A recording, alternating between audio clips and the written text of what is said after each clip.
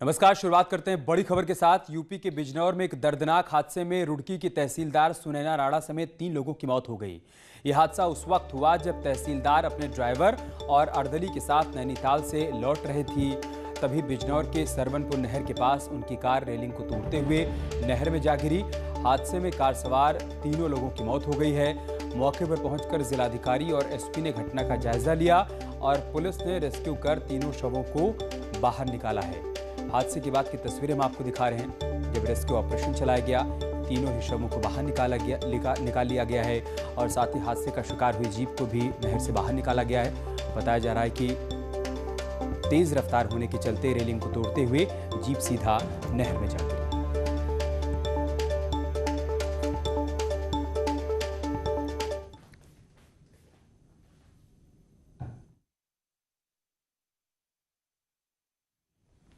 तो बेहद दर्दनाक हादसा हुआ है। तहसीलदार, अर्दली और ड्राइवर तीनों की मौत हो गई है। जैसे ही हादसे के बारे में पुलिस और प्रशासन को जानकारी मिली, डीएम और एसपी खुद मौके पर पहुंचे। रेस्क्यू ऑपरेशन चलाया गया।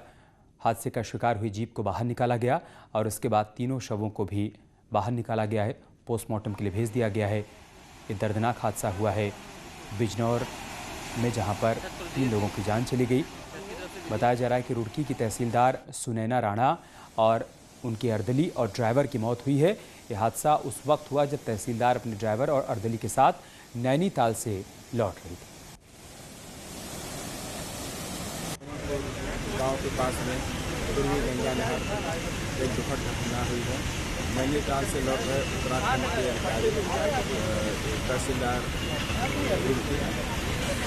राणा और उनका अर्दली और ड्राइवर जो इस नदी के जो नहर थे रेलिंग तोड़ करके रात में गिर गई।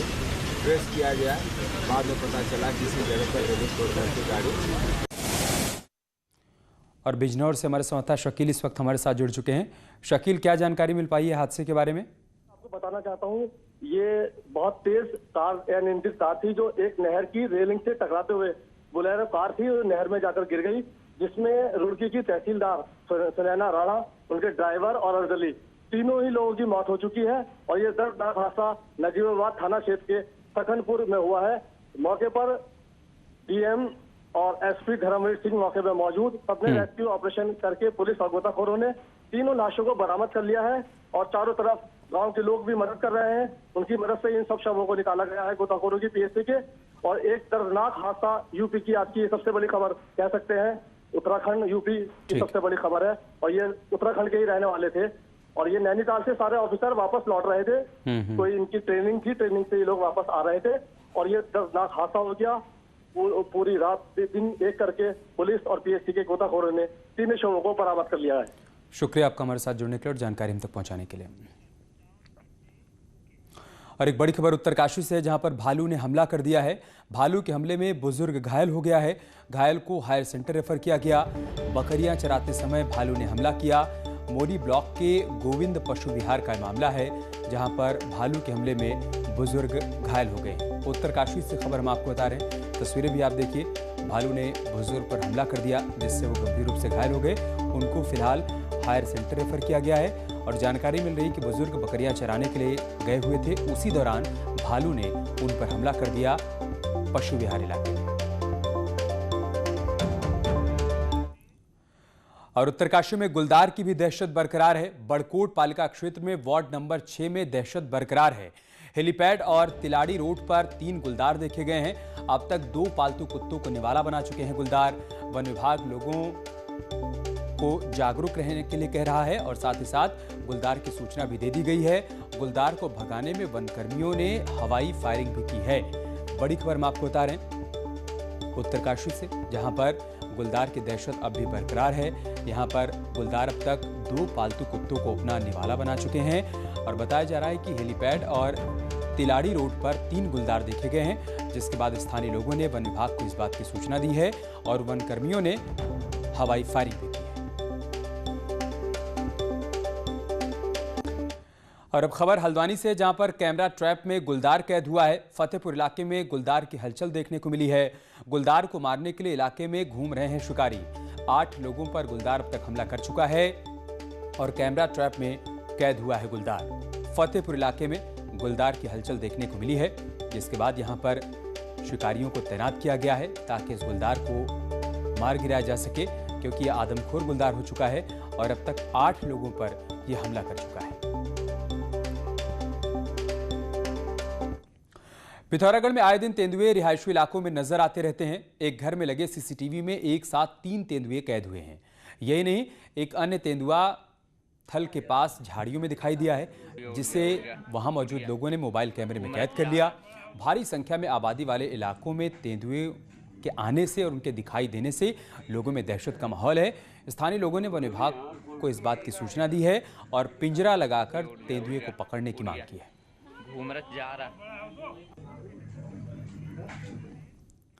एक बड़ी खबर हरिद्वार से है, जहां पर सीएम त्रिवेंद्र सिंह रावत पहुंचे हैं। राजा जी की चीला रेंज पहुंचे हैं सीएम त्रिवेंद्र सिंह रावत। शनिवार की रात परिवार के साथ चीला रेंज पहुंचे सीएम। जीएमवीएन गेस्ट हाउस में रात्रि विश्राम किया। सुबह चीला सफारी ट्रैक का निरीक्षण किया है।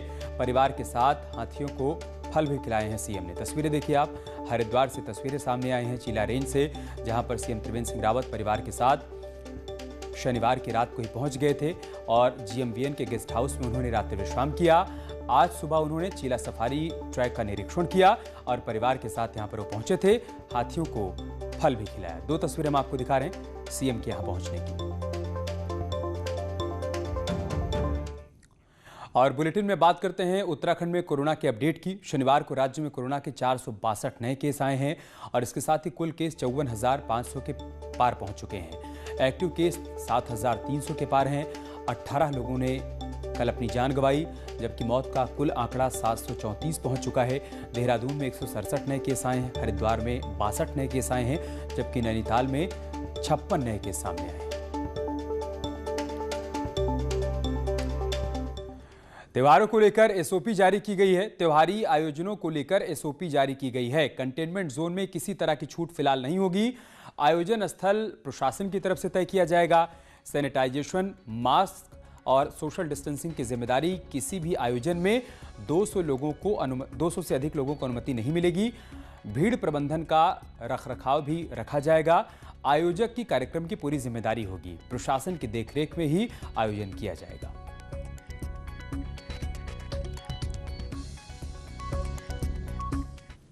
देखिए, दफ्तर में इतने लोग सचिवालय में हो गए, वहां किसके ऊपर लागू किया आपने?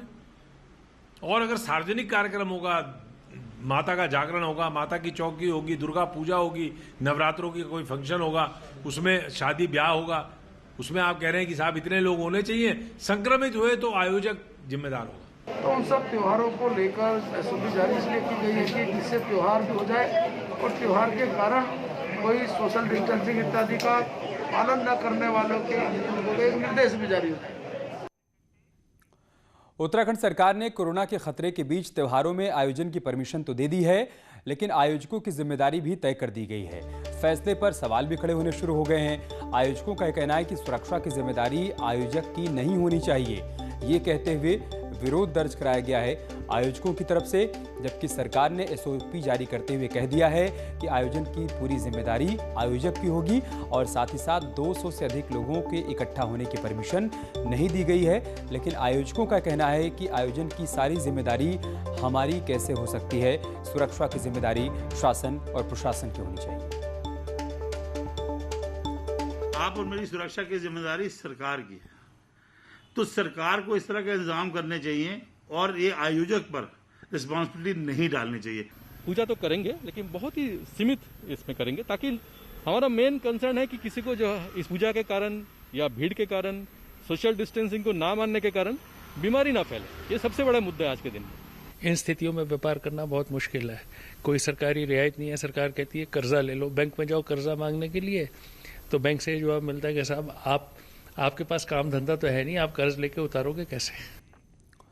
कांग्रेस के नए प्रदेश प्रभारी से मुलाकात के बाद पार्टी अब नए रोड मैप की तैयारी कर रही है। प्रदेश अध्यक्ष प्रीतम सिंह का यह कहना है कि नए प्रभारी मिलने से पार्टी में नया जोश देखने को मिल रहा है। उत्तराखंड कांग्रेस 2022 में विधानसभा चुनाव प्रदेश अध्यक्ष प्रीतम सिंह के नेतृत्व में ही लड़ने वाली है, ये तो तय है। लेकिन नेता विपक्ष इंदिरा हृदयेश के सामने उम्र एक बड़ा फैक्टर है। तो पूर्व सीएम हरीश रावत को पंजाब चुनाव की जिम्मेदारी दी गई है। हालांकि युवा प्रदेश प्रभारी देवेंद्र यादव पर हाईकमान को रिजल्ट देने की जिम्मेदारी होगी और इसी प्लान को लेकर शुक्रवार को दिल्ली में प्रदेश अध्यक्ष प्रीतम सिंह और नए प्रदेश प्रभारी देवेंद्र यादव के बीच मुलाकात हुई। स्वाभाविक बात है, जब राजनीतिक दलों के लोग मिलते हैं तो विचारों में आदान प्रदान होता है।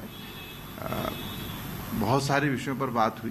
अंतोगत्वा जो निष्कर्ष निकला वो ये निकला कि उत्तराखंड राज्य के अंदर कांग्रेस एक रोड मैप तैयार करे और उस रोड मैप के तहत जो है हम प्रदेश में आगे बढ़ने का काम करेंगे। युवा अध्यक्ष आज उत्तराखंड के प्रभारी बने हैं और एक युवा सोच के साथ, नई उमंग और तरंग के साथ उत्तराखंड के युवाओं को और उत्तराखंड के सम्मानित नेताओं को साथ लेकर वो उत्तराखंड के संघर्षों की लड़ाई लड़ेंगे।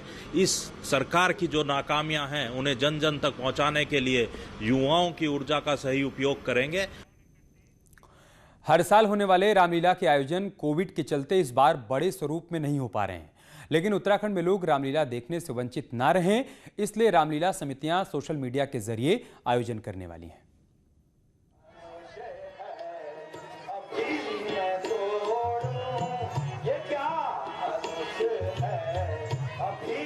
कोविड-19 के चलते नवरात्र से शुरू होने वाली रामलीला का मंचन इस बार नहीं हो रहा है। देहरादून में हर साल 3 रामलीला कमेटी अलग अलग जगहों पर रामलीला का मंचन करती आई हैं, जिसमें से 2 कमेटी रामलीला में उमड़ने वाली भीड़ को देखते हुए रामलीला करने से मना कर चुकी हैं। लेकिन उत्तराखंड पर्वतीय रामलीला कमेटी YouTube के जरिए रामलीला का प्रसारण करेगी। हमारा विचार है कि हम वर्चुअल तरीके से रामलीला को इस बार अपने दर्शकों को दिखाएं घर बैठे। तो इसके लिए हमारे पास जो अभी तक हमारा प्लानिंग है वो है कि हमारे जो रिकॉर्डिंग है, हम हर साल की अपने पास वीडियो रिकॉर्डिंग रखते हैं, तो वही यूट्यूब के थ्रू माध्यम से हम 10 दिन तक हम लोग उसको वर्चुअली दिखाएंगे यूट्यूब के माध्यम से, और उससे हम लोग सब जुड़े हुए हैं। तो उससे हम प्रभु श्री राम जी की जो लीला है उसको, विगत वर्षों की जो लीला हमने हमारे पात्रों ने की है, उसको हम सभी दर्शकों को दिखाने का प्रयास करेंगे। वहीं दूसरी तरफ कुमाऊं की रामलीला का भी लोगों में जबरदस्त क्रेज है, लेकिन इस बार कोरोना ने रंग में भंग जरूर कर दिया है। हालांकि नैनीताल के कलाकारों ने इसका भी तोड़ निकाल लिया है और डिजिटल रामलीला करने की तैयारी की है, जिसके लिए कलाकार पहाड़ी सुर, लय और ताल के साथ जमकर रिहर्सल भी कर रहे हैं।